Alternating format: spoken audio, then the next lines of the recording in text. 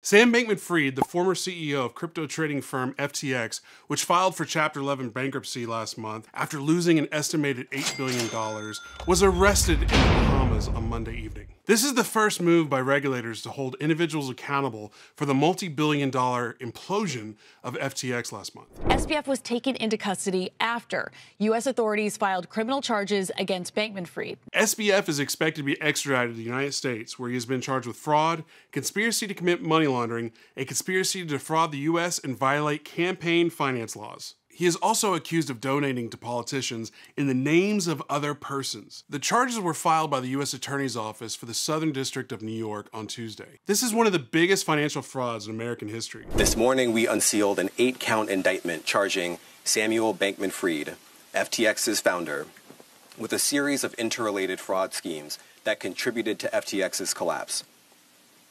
I authorized these charges last week, Wednesday. Following civil charges brought by the U.S. Securities Exchange Commission accusing SBF of defrauding investors by building a company that was a house of cards. The SEC also filed a civil complaint against SBF on Tuesday, alleging that he engaged in a scheme to defraud equity investors in FTX. SBF had been expected to testify virtually before the House Financial Services Committee on Tuesday, but his attorneys have said that he will not appear. Representative Maxine Waters, Democrat from California, who oversees that committee, expressed her surprise at the arrest and disappointment that Congress would not be able to hear from SBF. You may remember that viral video of Maxine Waters blowing a kiss to SBF last time he was in D.C.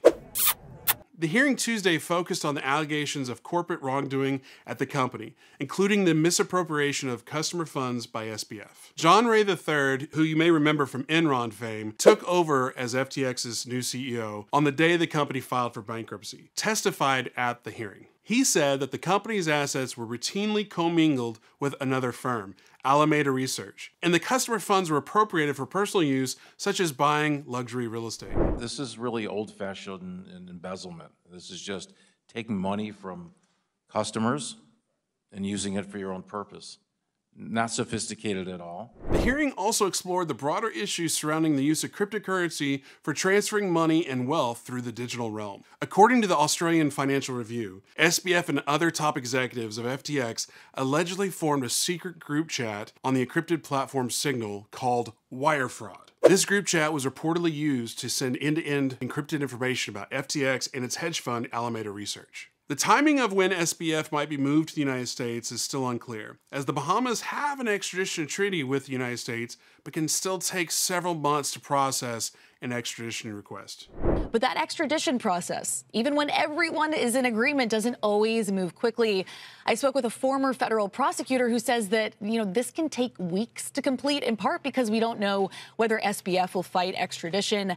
But this attorney also made the point that the Justice Department would not have charged this case unless they were quite confident that they could extradite him. At the end of the day, what most people want to know with SBF specifically, was there malintent or was it just a bunch of mistakes that compounded? Hopefully in the near future, we'll find out. What's your opinion on all this? Drop in the comments below. Do you agree? Do you disagree? Was he evil? Was he an idiot? I want to hear from you. Hey, did you like that video? So did I. Like, subscribe. We'll see you next time. This is The Merge.